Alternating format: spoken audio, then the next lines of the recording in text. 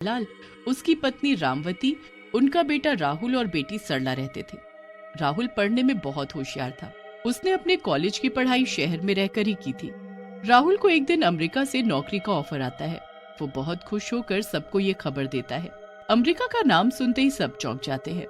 वो राहुल को अमेरिका जाने से साफ मना कर देते हैं और राहुल इस बात पर गुस्से में आ जाता है। आपको अंदाजा भी है कि मैंने कितनी मेहनत की है इस नौकरी को पाने के लिए। मुझे ये नौकरी मिली है, वो भी इतने लोगों में। आप लोगों को तो खुश होना चाहिए कि अब हमारे दिन अच्छे हो जाएंगे। हाँ। राहुल की इस बात से कोई खुश नहीं होता। सब उसको जाने से मना कर देते हैं, पर राहुल किसी की नहीं सुनता। वो एक हफ्ते बाद ही अमेरिका चला जाता है। अब वो वहां बड़ा ही खुश होता है। उसका ऑफिस भी बहुत अच्छा होता है। ऑफिस में राहुल को एक एलिजा नाम की लड़की पसंद आती है। दोनों पहले काफी अच्छे दोस्त बन जाते हैं। उसके बाद राहुल एलिजा को एक दिन शादी के लिए पूछ लेता है। एलिजा भी राहुल को पसंद करती है और उसे हाँ कर देती है।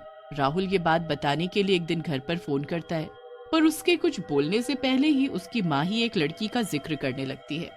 अरे माँ, मैं कहाँ गांव की लड़की के साथ रह पाऊंगा।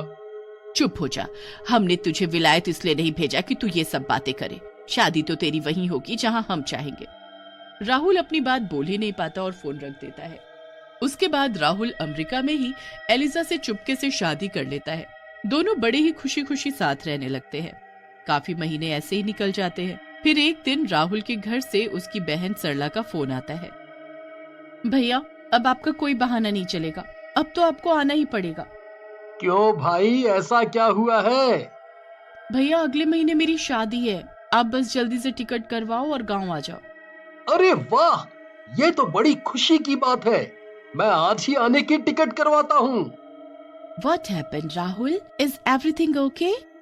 Yes, yes. We are going to India. My sister is getting married. Oh wow! वहाँ तो बहुत मजे आएंगे। राहुल अपने साथ एलिजा की भी टिकट करवा देता है और उसे अपने साथ गांव ले जाने का सोच लेता है। राहुल थोड़ा घबराया हुआ भी होता है कि पता नहीं घर वाले एलिजा को देखकर कैसे रिएक्ट करेंगे, पर वो सरला की शादी के लिए बड़ा खुश भी होता है। दोनों गांव पहुंच जाते हैं। गांव के सब लोग अंग्रेजी लड़की को राहुल के साथ देखकर बड़े हैरान होते हैं। पूरे गांव की भीड़ एलिजा को देखने के लिए इकट्ठी हो जाती है। एलिजा को यह सब बड़ा अच्छा लग रहा होता है। वो गांव देखकर बड़ी ही खुश होती है। सब लोग राहुल से पूछने लगते हैं कि उसके साथ वो लड़की कौन है, तो राहुल सबको बता देता है कि वो उसकी बीवी है।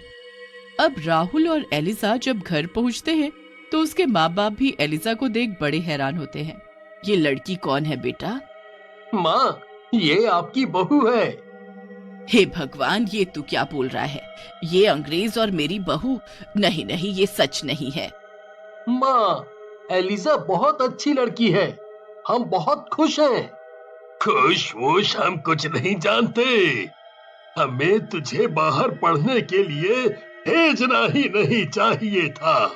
बच्चे ऐसा करते हैं, तभी माँ बाप उन्हें बाहर भेजने से डरते हैं। माँ बाबूजी, आप मुझसे गुस्सा मत हो। तू चुप कर चुड़ैल और निकल जा मेरे घर से। एलिसा ऐसे सुनकर रोने लगती है। राहुल को ये सब बिल्कुल अच्छा नहीं लगता। वो बहुत गुस्सा होता है। अगर एलिसा गई तो मैं भी वापस जाऊंगा। नहीं माँ, ऐसा मत करो। मेरी शादी में भैया नहीं हुए तो मेरी शादी न रुक जाए। सरला की शादी की खातिर उसकी माँ एलिजा को अपने घर में घुसने देती है, पर वो एलिजा को जरा भी पसंद नहीं करती। वो उसी दिन से एलिजा को हर वक्त परेशान करने लगती है। एलिजा को कुछ समझ नहीं आता कि वो क्या करे। वो राहुल को कुछ नहीं बताती, पर राहुल की माँ का परेशान करना कम नहीं होता।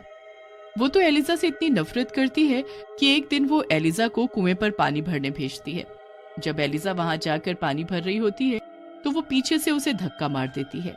हेल्प हेल्प बोलती रहे अब, हेल्प हेल्प हेल्प।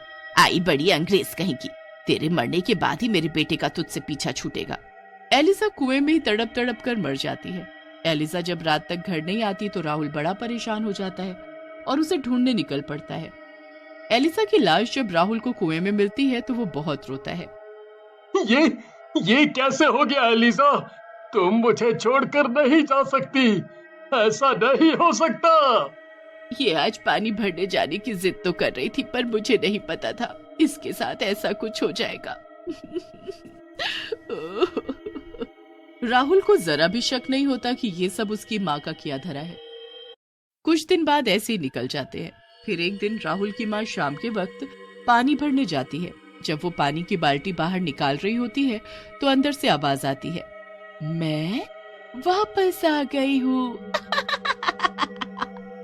हे भगवान, ये आवाज कैसी है? तू अब मेरे हाथों मारी जाएगी। यहाँ तो जरूर कुछ गड़बड़ है। राहुल की माँ वहाँ से डरकर भाग जाती है। उसके बाद कुएं से एक चुड़ैल बाहर निकल कर आती है। इस बुढ़िया को अब मैं नहीं छोड़ूंगी।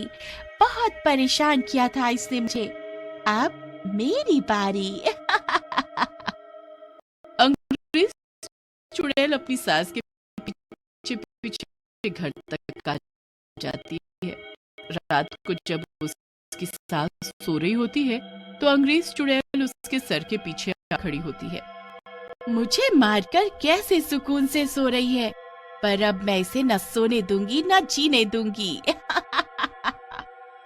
अंग्रेज चुड़ैल बहू अपनी सास के सारे बाल काट देती है और उसे गंजा कर देती है। अपनी सास को ऐसी हालत में देख उसे बड़ी खुशी होती है। उसके बाद वो वहां से गायब हो जाती है। जब अगले दिन उसकी सास उठकर बाथरूम में जाती है तो शीशे में खुद को देख जोर जोर से चिल्लाने लगती है, हाय मेरे बाल, मैं गंजी कैसे हो गई? ये क्या हो गया? आवाज सुनकर राहुल, सरला और उसका पति सब वहां आ जाते हैं। सरला अपनी माँ को गंजा देख उनसे पूछने लगती है कि ये कैसे हुआ, पर उसकी माँ को तो खुद पता नहीं होता। अब रोज रोज उसके साथ कुछ न कुछ अनहोनी होने लगती है, क्योंकि वो उसकी अंग्रेज चुड़ैल बहू ही ये सब कर रही होती है। फिर एक दिन जब सरला घर में झाड़ू लगा रही होती है तो उसे फर्श पर कुछ सुनहरे बाल दिखते हैं। अरे माँ, ये सुनहरे बाल हमारे घर में कहाँ से आए? हम सबके तो बाल काले हैं। सुनहरे बाल? सुनहरे बाल तो बस एलिसा के थे। मुझे दिखाओ तो जरा। राहुल सरला के हाथ से बाल लेकर ध्यान से देखता है। फिर वो उनको सूंघता है तो उसमें से एक अलग सी खुशबू आती है जो एलिसा के बालों से आती है। ये तो एलिसा के बाल हैं। इसमें तो वही खुशबू आ रही है। एलिसा? नहीं नहीं, ऐसा कैसे हो सकता है? वो तो कब की मर चुकी है ना। वही तो माँ, मतलब वो मरने के बाद यहाँ आई थी। वो शायद अभी हमारे आसपास ही हो। ये सुनकर राहुल की माँ घबरा जाती है और इधर उधर देखने लगती है। राहुल अपनी माँ को ऐसे डरा हुआ देखकर बड़ा हैरान होता है। वो अपनी माँ से पूछता है तो वो बिना कुछ जवाब दिए अपने कमरे में चली जाती है। अब रात को अंग्रेज चुड़ैल बहू फिर से आती है। इस बार तो वो अपनी सास को आवाज ही देने लगती है, माँ जी, देखो मैं आ गई। चलो अब जल्दी उठो और चलो मेरे साथ। आवाज सुनकर उसकी सास अचानक डरकर उठ जाती है और अपने सामने अंग्रेज चुड़ैल को देखकर पसीने पसीने हो जाती है। चलो माँ जी, मैं आपको लेने आई हूँ। नहीं नहीं, ये सब सच नहीं है, ये सब सपना है। ये कोई सपना नहीं है, ये सब सच है। चलो अब मेरे साथ। पर कहाँ? तू मुझे कहाँ ले जाना चाहती है? जहाँ तूने मुझे धक्का देकर मार डाला था वहीं लेकर जाऊंगी तुझे और ऐसे ही मारूंगी।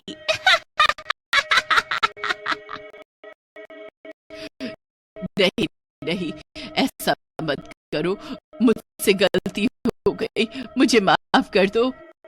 चुड़ैल अपनी सास को डरा धमका कर कुएं पर ले जाती है। उसके बाद वो चुड़ैल अपनी सास को धक्का देने लगती है कि तभी राहुल अपनी माँ को गिरने से बचा लेता है। राहुल मेरा बेटा, अच्छा हुआ तू आ गया, मुझे बचा ले। नहीं नहीं, हटो दूर, मैं इस औरत को मार करूंगी। पर क्यों? क्या किया है इन्होंने? इन्होंने मुझे इसी कुएं में पानी लेने के लिए बाहर से भेजा और फिर धक्का दे दिया। मैं तड़प तड़प कर मर गई। क्या ये सच है माँ? मुझे लग ही रहा था कि कुछ ना कुछ गड़बड़ जरूर है। घर में सुनहरे बाल मिलना और फिर आपका ऐसे डरे डरे रहना। उस दिन से मैं हर वक्त आपके ऊपर नजर रखे हुए था और आज सच सामने आ गया। ऐसा क्यों किया आपने माँ? ऐसा क्यों किया? बेटा बेटा, मैंने तो तेरा इस अंग्रेजन से पीछा छुड़ाने के लिए ये सब किया था। मैं बहुत खुश था इसके साथ माँ, बहुत खुश। आपने बहुत